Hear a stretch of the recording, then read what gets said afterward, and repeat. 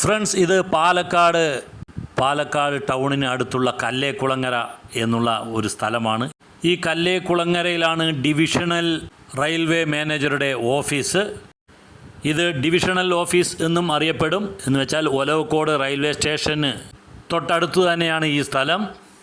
Friends, വളരെ വർഷങ്ങൾക്ക് മുൻപ് എന്ന് വെച്ച് കഴിഞ്ഞാൽ ഒരു 1982, 83, 84 കാലഘട്ടങ്ങളിൽ എൻ്റെ ഗ്രാമമായിട്ടുള്ള എൻ്റെ ജന്മസ്ഥലമായിട്ടുള്ള വണ്ടാഴി കഴിഞ്ഞാൽ ഞാൻ ഏറ്റവും കൂടുതൽ സമയം ചെലവഴിച്ച ഒരു സ്ഥലം കൂടിയാണ് ഈ ഒരു സ്ഥലം. അപ്പോൾ വർഷങ്ങൾക്ക് മുൻപ് ഞാൻ ചിലവഴിച്ച ആ സ്ഥലങ്ങളിൽ കൂടെ, ആ വഴികളിലൂടെയെല്ലാം യാത്ര ചെയ്യാൻ ഒരു താല്പര്യം, അതാണ് ഇന്നത്തെ ഈ ഒരു വീഡിയോയിൽ നമ്മൾ കാണിക്കാൻ പോകുന്നത്. ആ ഒരു സ്ഥലങ്ങളിലൂടെയുള്ള യാത്ര, ആ സ്ഥലങ്ങളെല്ലാം അങ്ങനെ തന്നെ ഉണ്ടോ, എങ്ങനെയുണ്ട് ഇപ്പോഴത്തെ അവിടുത്തെ അവസ്ഥ എന്താണ് എന്ന് നമുക്കറിയാം. എന്തായാലും ആദ്യം തന്നെ എനിക്ക് പിഴച്ചു. കാരണം ആ വർഷങ്ങൾക്ക് മുൻപ് ഞാൻ ഇറങ്ങിയ ആ ഒരു ബസ് സ്റ്റാൻഡും അവിടെ നിന്ന് നടന്ന് റെയിൽവേ കോളനിക്കുള്ള വഴിയും ഒന്നും ഇപ്പോൾ കാണുന്നില്ല. പിന്നെ ഞാൻ നോക്കിയപ്പോൾ ഹേമാംബിക നഗറിൻ്റെ അവിടെ വലിയൊരു ആർച്ച്, അത് കഴിഞ്ഞാൽ ഇതാ PT ഉഷ റോഡിലൂടെ ഞാൻ മുന്നോട്ട് നീങ്ങി. എനിക്കൊന്നും തന്നെ അറിയുന്നില്ല എങ്കിൽ കൂടിയും ഞാൻ എൻ്റെ വണ്ടി മുന്നോട്ടെടുത്തു.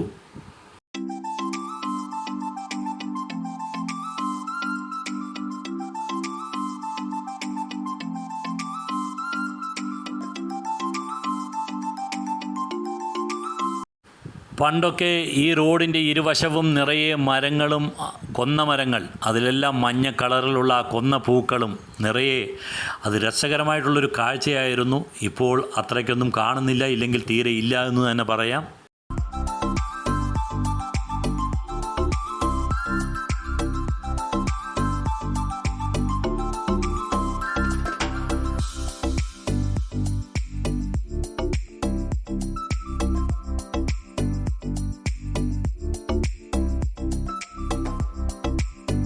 റെയിൽവേ കോളനിയിൽ വന്നാലും ഞാൻ ഏറ്റവും കൂടുതൽ സമയം ചെലവഴിക്കുന്ന എൻ്റെ സത്യപാൽ എന്ന കൂട്ടുകാരനുമായിട്ട് ഞാൻ ഏറ്റവും കൂടുതൽ സമയം ചെലവഴിച്ച ഒരു സ്ഥലമാണ് ഈ ഒരു റെയിൽവേ ഇൻസ്റ്റിറ്റ്യൂട്ടിൻ്റെ മുൻഭാഗം.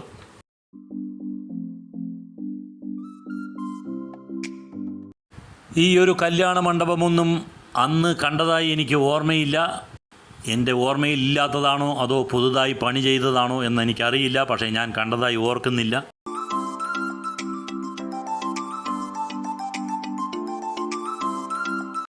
ഇവിടെ താമസിക്കുന്ന റെയിൽവേ ഉദ്യോഗസ്ഥരുടെ മക്കൾക്കും മറ്റും പഠിക്കാനുള്ള സൗകര്യത്തിനായി റെയിൽവേ ഹയർ സെക്കൻഡറി സ്കൂൾ.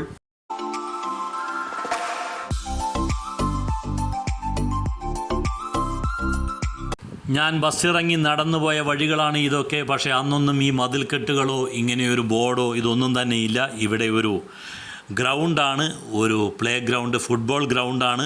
അന്ന് ഈ ഫെൻസിങ്ങും ഈ ഒരു വേലി ഇതൊന്നുമില്ല, ഈ ഒരു വല ഇതൊന്നുമില്ല. തുറന്ന ഒരു സ്ഥലമായിരുന്നു. ചുറ്റും ആളുകൾക്ക്, കാണികൾക്ക് ഇരിക്കാനുള്ള കൽപ്പടവുകൾ, ഇല്ലെങ്കിൽ ഇരിക്കാനുള്ള പടവുകൾ ഉണ്ടായിരുന്നു. ഒരു സ്റ്റേഡിയം, വലിയൊരു സ്റ്റേഡിയം തന്നെയാണിത്.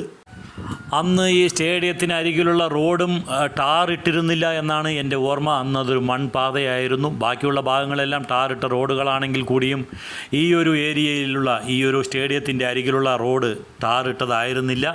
ഇപ്പോൾ അത് ടാറിട്ടിരിക്കുന്നു.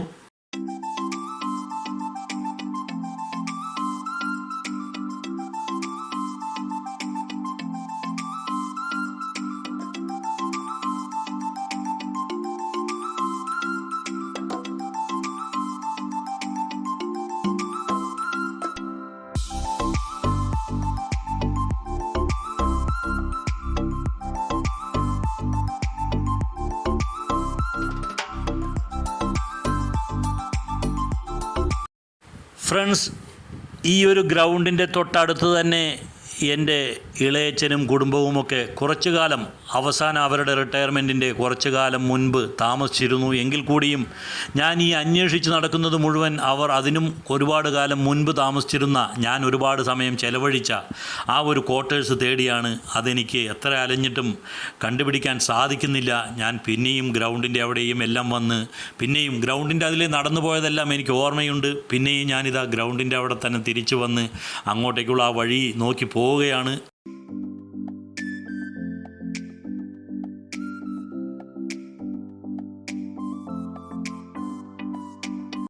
ഫ്രണ്ട്സ്, ഈ ഒരു ആർച്ചും ഈ ഒരു ബോർഡുമെല്ലാം എനിക്ക് പുതുമയുള്ള കാഴ്ചകളാണ്. പണ്ട് ഇതൊന്നും ഇല്ലായിരുന്നു. പക്ഷേ ഈ സ്ഥലം എനിക്ക് ഓർമ്മയുണ്ട്. ഇവിടെ നിന്നും വലത്തോട്ട് തിരിഞ്ഞാണ് ഞാൻ പണ്ട് പറഞ്ഞ ആ ഒരു ക്വാർട്ടേഴ്സും കാര്യങ്ങളും ഉള്ളത്. പക്ഷേ ഞാൻ നോക്കിയിട്ട് അങ്ങനെ ഒരു വഴി പോലും ഇപ്പോൾ കാണുന്നില്ല. എല്ലാം അടഞ്ഞു കിടക്കുന്നു.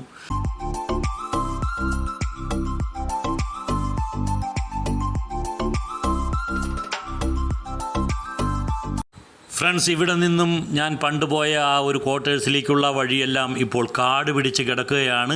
അതുകൊണ്ട് തന്നെ ഞാൻ എൻ്റെ മടക്കയാത്ര ആരംഭിക്കുകയാണ്.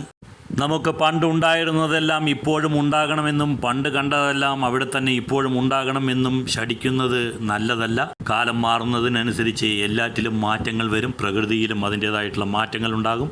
അടുത്ത ഒരു വീഡിയോ ആയിട്ട് വരുന്നവരേക്കും ബൈ.